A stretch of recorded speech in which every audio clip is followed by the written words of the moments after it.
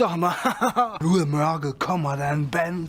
Den ene han er sådan høj, tynd, ranglet. Sådan en dum en. Han har en baseballbat med. Og der er en anden, han er en kineser. Kineser, de er bitte. Og så imellem, der træder ud bandelederen. Han har en pisse skarp og blank butterfly-kniv, som han kan sindssygt mange tricks med. Hvad så?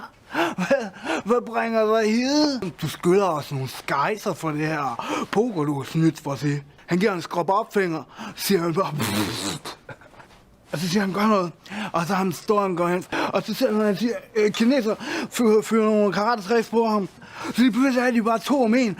Det går fuldstændig grassat. Hvor det er sådan, at han bare tæsker ham med baseballkøller, mens der karate-ninja-tricks på ham fra den anden side. Og han får bare sammen, han får lige pludselig begynder de at hamre efter nogerne på ham. Han snor sig på.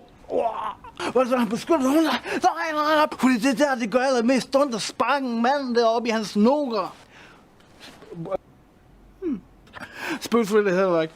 Han går bare i knæ.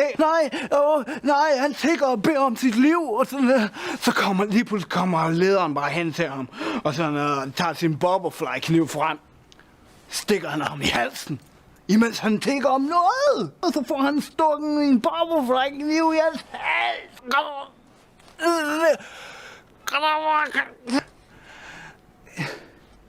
Jeg ved... måske at det... Jeg ved ikke, om der er kommet en kniv i halsen.